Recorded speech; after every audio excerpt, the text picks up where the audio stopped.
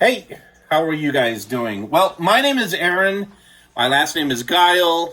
You can see my name and all that information over in the first page of Canvas. There's my email address and all that good stuff. And I'm happy that you guys are engaging with Canvas and you're starting to do the assignments.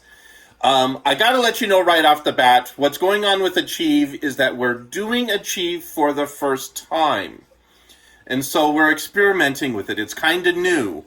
And so there are problems with it. That's the way it is. So for those of you who are a little confused, please don't be. It's just the way it is. It's okay. We're gonna be fine. I'm not gonna let your guys' grades be affected because of how Achieve is working right now with us. So don't panic. I mean, that's really important. Don't panic. We'll be okay. Your grades are not going to be affected by how Achieve works. So the next question is, how do you access the textbook? Well, one second, let me show you. So I use this. This is the physical textbook, okay? This is the one I'm using. However, there is a digital version. And the way you find the digital version, listen, when you go to Canvas, okay, you look on the left side, you're going to see a bunch of, titles and links that you can click on. Look for the one that says Red Shelf Materials. Okay, so you click on Red Shelf Materials, and then it'll give you the option to choose your textbooks. Your textbooks will be this textbook right here. So you have the emerging textbook here, and I got the other textbook over here too. I got so much crap on my desk. I'm sorry, guys. Maybe I have it over here. I don't. It's okay. It's called Elements. So you want both Elements and you want Emerging. Those are the two books you want. Now, so, not too hard to find. So you got Emerging, you got Elements, those are the two textbooks, and then we're using Achieve to do things digitally. Now, I'm only going into Achieve a little bit. Getting the toes wet, seeing how things work. We're not going to go fully immersed into Achieve. There are a couple other folks who are doing that, but I want to make sure that it's not going to hurt anybody before we go in there full tilt. And there are some things about Achieve which are pretty fantastic. So I am pretty happy about that. Now, that means, because we just did all the Achieve training on Friday, I had to completely rewrite the syllabus. I had to completely rewrite a bunch of assignments so that we would be able to integrate with Achieve. That's why not everything is quite there. So, that's fine. What's going to happen is that first, I'm going to go ahead and photograph the first 10 pages of, the reading assignment that's due. I'm going to go ahead and photograph that, and I'm going to post it into Canvas in Files. You'll be able to find it there. In Files, you will be able to choose the reading. You'll be able to read it, and then you will be able to use it for the assignment that is due tonight. So, and you'll be able to use it for the assignments over the next 2 weeks. Pretty much, I'm just going to say, okay, until everybody gets their textbook situation worked out, we're going to use, I'm just going to post the digital copies of things. However, by the time we begin Module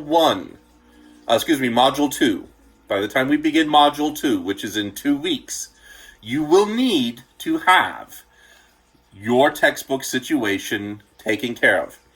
If you buy the physical textbooks, that's fine. That's great. Or you have the red shelf version of the textbooks. Both are fine. What you do not want, whatever you see, do not opt into Launchpad. We are not doing Launchpad. Other students are doing Launchpad, but we are not. We're using Achieve. And I'm happy to do Achieve because even though it's brand new, it is massively better than Launchpad. So just know that right off the bat. Okay. I think that just about covers all of that stuff.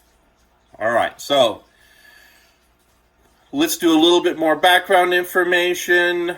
My name is Aaron Guile. I am a student at Florida Atlantic University in the Masters of Fine Arts program for poetry in the English department.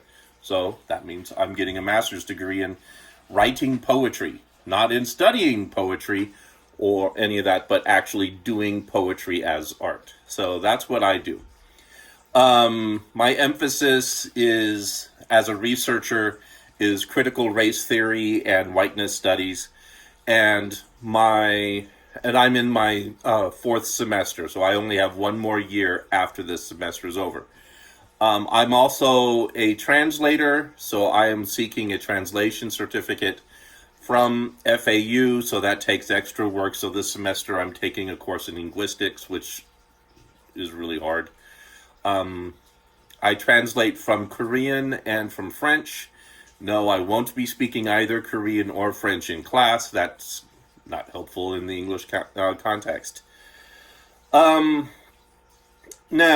I did want to point something out, and I do mention it in around, and I'll say it over. I want you guys to pass. The way I set up my class, the way I set up my grading, the way I do everything is for you to pass. Now, English classes are, I don't want to say the word difficult, because they're not difficult. The upper division classes are difficult, but like this class, 1101 and then 1102, they're not difficult classes. They're work intensive. You have to work.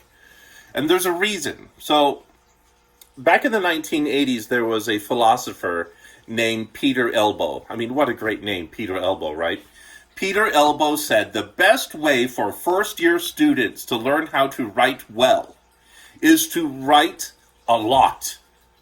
Not write a little, not an occasional little tiny paper here and there, but to write a lot. Now, because this is the pandemic, we can't exactly follow Peter Elbow's advice. When I taught face-to-face, when we did that, people not only wrote every day in class, but I had little tiny writing assignments on the other days.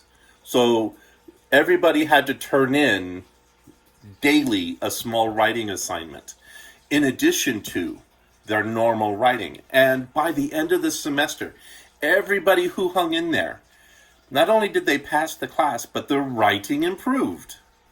That's just how it works. It's like doing push-ups. It's like doing pull-ups. It's like, jogging. The more often you do it, the better you get. And that's how it works with writing. I'm not going to say you're going to be perfect.